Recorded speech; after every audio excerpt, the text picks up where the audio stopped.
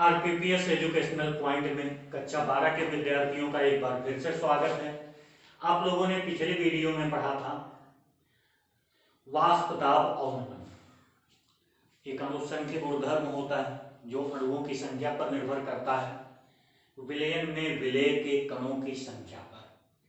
वहां पर आपने राउल्ट का नियम पढ़ा था, आदर्श विलयन, और उस पर आधारित कुछ अंकित प्रश्न आपने पढ़ा था। आज हम अगला अणुसंख्य गुणधर्म जो तीसरा होगा वो पढ़ेंगे क्वथनांक उन्नयन, यानी एलिवेशन ऑफ बॉइलिंग पॉइंट। क्वथनांक उन्नयन का मतलब होता है क्वथनांक का बढ़ जाना। जैसे हमने पढ़ा था हिमांक अवनमन, हिमांक अवनमन का मतलब होता था हिमांक का घट जाना। यहाँ पर हम पढ़ेंगे क्वथनांक उन्नयन, अर्थात क्वथनांक का बढ़ जाना। कब बढ़ जाएगा? जब किसी विलायक में कोई अवाष्पशील विद्युत अपघट्य घोला जाता है तो उसका क्वथनांक बढ़ जाता है। यही घटना क्वथनांक उन्नयन कहलाती है। अब आपसे कोई पूछे क्वथनांक क्या है तो आप बताएंगे कि वह निश्चित ताप जिस पर किसी द्रव का वाष्प दाब वायुमंडलीय दाब के बराबर हो जाता है उस विलायक या द्रव का क्वथनांक कहलाता है। यानी वाष्प दाब वायुमंडलीय दाब के बराबर हो जाए तो जिस ताप पर यह क्रिया होगी उसे क्वथनांक कहेंगे। अब चूंकि किसी विलायक में कोई अवाष्पशील विद्युत अनअपघट्य को जब घोला गया तो उसका वाष्प दाब कम हुआ। जब वाष्प दाब कम होगा तो क्वथनांक बढ़ जाएगा, वाष्प दाब कम होगा तो क्वथनांक बढ़ेगा, और इसी क्रिया को कहते हैं क्वथनांक उन्नयन। यानी किसी विलायक में कोई अवाष्पशील विद्युत अनअपघट्य घोलने पर विलायक का क्वथनांक बढ़ जाता है। यह घटना क्वथनांक उन्नयन कहलाती है। मान लेते हैं, माना शुद्ध विलायक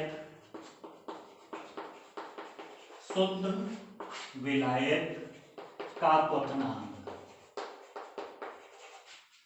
बराबर टी नॉट कर देते हैं, T0 या T नॉट, और कोई अवाष्पशील विद्युत अपघट्य घोल दिए तो विलयन बन गया। अवाष्पशील विद्युत अनअपघट्य घोल दिए तो वो क्या बन गया? विलयन। तो अवाष्पशील पदार्थ घोलने पर विद्युत अनअपघट्य होना चाहिए। विलायक का क्वथनांक ये मान लेते हैं Ts है, तो क्वथनांक उन्नयन क्या हो जाएगा? क्वथनांक उन्नयन, इसको हम प्रदर्शित करते हैं डेल्टा टीबी से।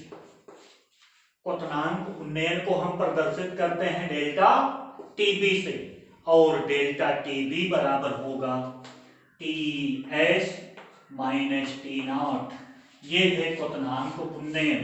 क्वथनांक उन्नयन का मतलब क्वथनांक का बढ़ जाना। अगर विलयन के क्वथनांक में से शुद्ध विलायक के क्वथनांक को घटा दें तो डेल्टा टीबी का मान प्राप्त होता है। यह एक अणुसंख्य गुणधर्म है।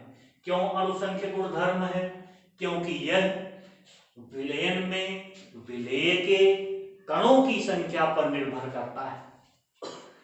क्योंकि आपने देखा था वाष्प दाब अवनमन भी अणुसंख्य गुणधर्म था, तो ये भी अणुसंख्य, क्योंकि वाष्प दाब पर क्वथनांक भी निर्भर करता है, तो अणुसंख्य गुणधर्म है।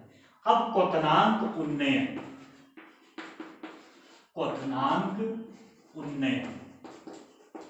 और विलयन की मोललता में संबंध। विलयन की मोललता में संबंध।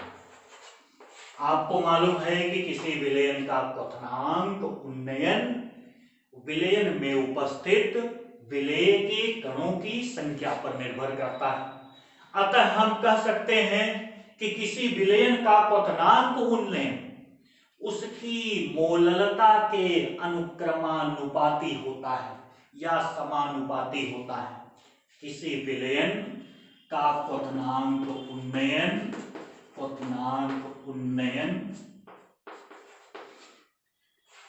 विलयन की मोललता के समानुपाती होता है, यानी प्रोपोर्शनल मोललता या क्वथनांक उन्नयन को हम प्रदर्शित करते हैं डेल्टा टीबी से।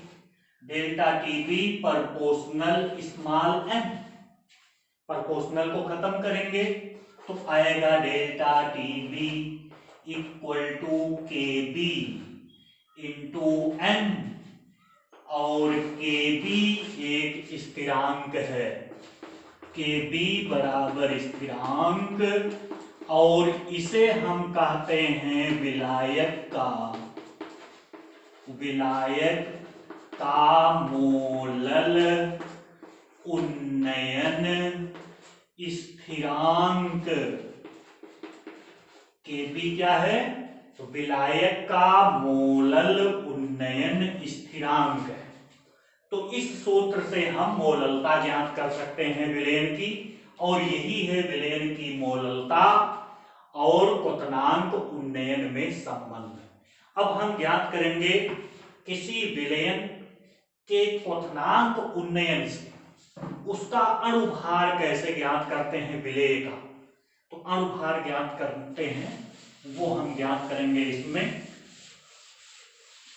क्वथनांक उन्नयन की सहायता से विलेय का अणुभार ज्ञात करना। क्वथनांक उन्नयन की सहायता से विलेय का अणुभार ज्ञात करना। अब कैसे हम अणुभार ज्ञात करेंगे, और इस पर आंकिक प्रश्न बोर्ड परीक्षाओं में पूछे जाते हैं, तो आप ध्यान देंगे। आपको मालूम है delta TB equal to K B into M, M are मोललता, और आपने पढ़ा है मोललता बराबर होता है पदार्थ का भार बटा अणुभार। किसका अणुभार? पदार्थ का अणुभार गुणे विलायक का भार। विलायक का भार वहां पर हमने पढ़ा था किलोग्राम में, यहां पर हम लिख देते हैं ग्राम में, और जब ग्राम में लिखेंगे तो 1000 से ऊपर गुणा कर देंगे, तो ये जो किलोग्राम में होता था वो ग्राम में हो गया। यानी मोललता बराबर हम लिख सकते हैं पदार्थ का भार W इंटू 1000 अपान अणुभार small m into capital W विलायक का भार। अब इसी चीज को हम यहां पर रख दें, यहां पर रखेंगे तो हमें मिलेगा delta TB equal K B into small w into 1000 upon small m into capital W। अब यहां से हम ये m अणुभार है, और इसकी सहायता से आसानी से हम अणुभार ज्ञात कर सकते हैं। अगर अणुभार हमको निकालना ही पड़े तो अणुभार को पक्षांतर करके हम अभी निकाल लेते हैं। यहां से देखिए डेल्टा m बराबर डायरेक्ट निकाल देते हैं, तो ये गुणा करेंगे तो इधर आ जाएगा ये K B into small w into 1000 upon यहां पे delta TB into capital W। ये देखिए यहां से हम विलेय का अणुभार ज्ञात कर सकते हैं।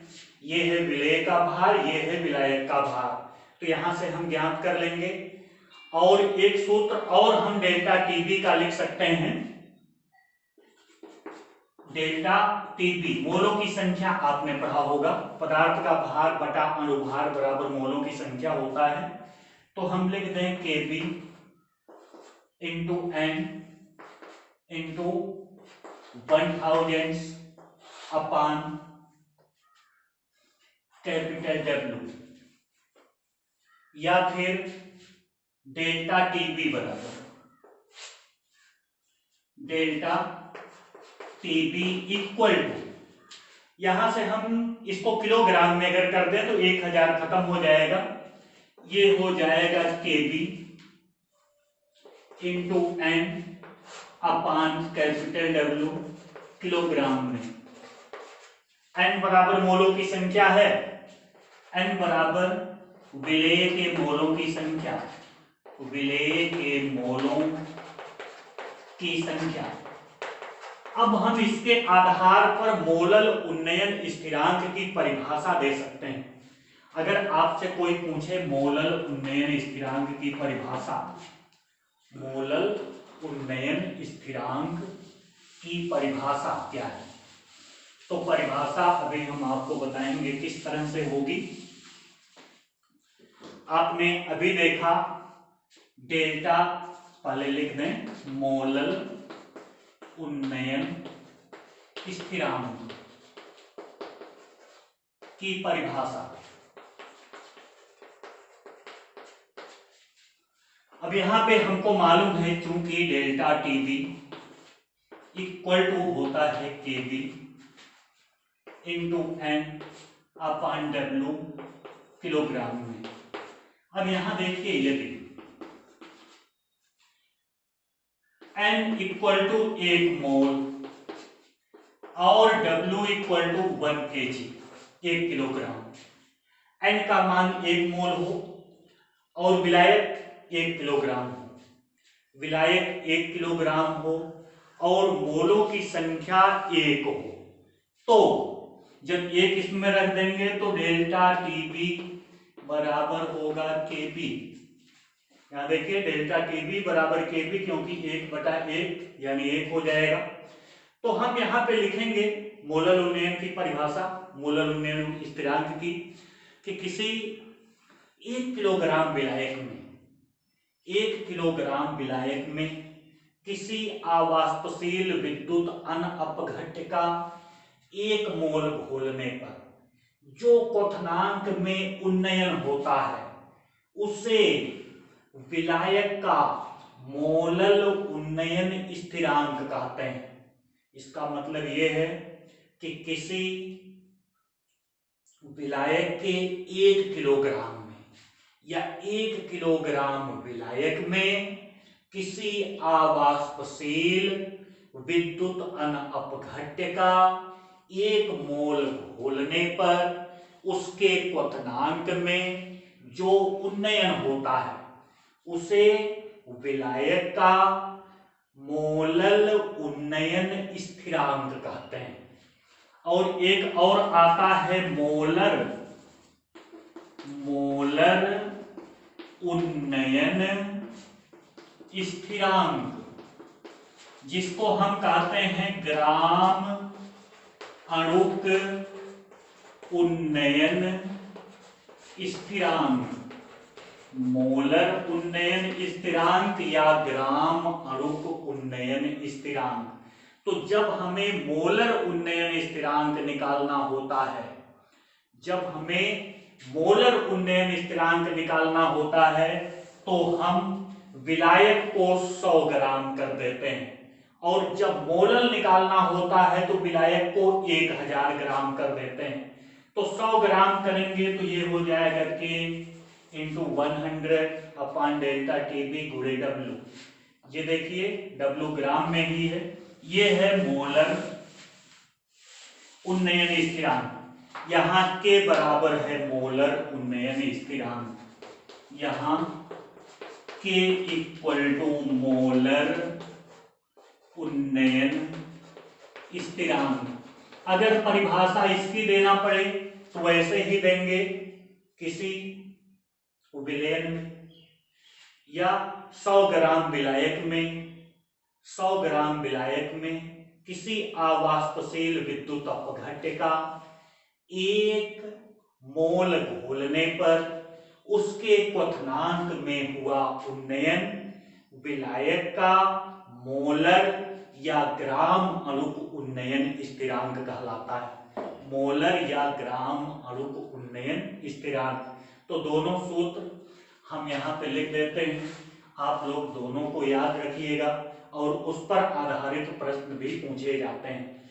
तो हम क्या लिखेंगे, पहले मोलल के लिए, मोलल उन्नयन के लिए सूत्र जो होता है यही देखिए लिखा गया है, ये होता है delta TB equal to KB into small w into 1000 upon m into capital W। ये मोलल उन्नयन स्थिरांक के लिए सूत्र है, इससे आप कोई भी चीज निकाल सकते हैं। और मोलर उन्नयन स्थिरांक के लिए ये सूत्र हो जाएगा मोलर उन्नयन स्थिरांक। मोलर उन्नयन स्थिरांक के लिए जब हम सूत्र लिखेंगे तो डेल्टा TB बराबर हो जाएगा K गुणे W गुणे 100 अपान M इंटू कैपिटल W। तो जब मोलर उन्नयन स्थिरांक निकालना होगा तो हम 100 ग्राम विलायक लेंगे, यानी ये सूत्र लगाएंगे। और जब हमें मोलर उन्नयन स्थिरांक निकालना होगा तो विलायक 1000 ग्राम होगा, यानी 1 किलोग्राम होगा, और हम ये सूत्र लगाएंगे। और इसके बाद हम फिर एक आंकिक प्रश्न देख लेते हैं। आप लोग आंकिक प्रश्न देखेंगे। एक प्रश्न देखते हैं, एक कार्बनिक पदार्थ के जलीय विलयन जिसमें 6 ग्राम पदार्थ 100 ग्राम जल में घुला है का क्वथनांक 100.51 अंश सेल्सियस है। पदार्थ के अणुभार की गणना कीजिए। हमको दिया गया है जल के लिए Kb बराबर 0.51 प्रति मोलल। मोलल का मतलब मोलल उन्नयन स्थिरांक है, और प्रति मोलर दिया होता या ग्राम अणुक में दिया होता तो हम कहते ये ग्राम अणुक उन्नयन स्थिरांक है। तो हमको दिया क्या गया है, यहां देखिए जल का क्वथनांक आपको मालूम है कितना होता है। जल का क्वथनांक बराबर 100 अंश सेल्सियस, सबको मालूम है। और हमको दिया गया है विलयन का क्वथनांक। विलयन का क्वथनांक दिया गया है 100.51 अंश सेल्सियस, इसलिए क्वथनांक उन्नयन बराबर क्वथनांक उन्नयन यानी डेल्टा TB बराबर हो जाएगा विलयन के क्वथनांक में से विलायक का क्वथनांक घटा देंगे, घटाएंगे तो आएगा 0.51 अंश सेल्सियस। ये TB आ गया। हमको दिया गया है पदार्थ का भार यानी स्मॉल w बराबर 6 ग्राम, विलायक का भार कैपिटल W बराबर 100 ग्राम दिया गया है, और Kb बराबर हमको दिया गया है 0.51 प्रति मोलर, ये दिया गया है।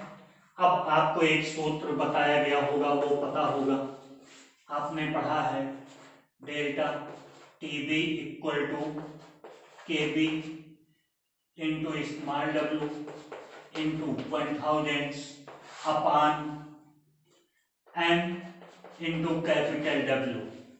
तो इसी सूत्र से हम निकाल लेंगे, उसमें मान रखें तो m बराबर हमको मिलता है KB into small w into 1000 अपान delta TB into capital W। मान रख दीजिए, अभी आएगा KB का मान यहां से 0.51 गुणे स्मॉल w का मान हमको दिया गया है 6 गुणे 1000 बटा डेल्टा TB का मान ये भी है 0.51 गुणे कैपिटल W। कैपिटल W का मान हमको दिया गया है 100। ये 0.51 से 0.51 कैंसिल होगा, और अब हम 2 जीरो से 2 जीरो कैंसिल कर देते हैं। 10 में 6 से गुणा करेंगे तो ये हो जाएगा 6 गुणे 10 बराबर 60। ये अणुभार आ गया। तो इस प्रकार से हम प्रश्न, आंकिक प्रश्न हल कर लेते हैं। यदि हमें सूत्र पता है तो बहुत ही आसानी से ये प्रश्न हल किए जा सकते हैं। तो ऐसे प्रश्न यदि आपको मिलेंगे तो आप आसानी से हल कर सकते हैं।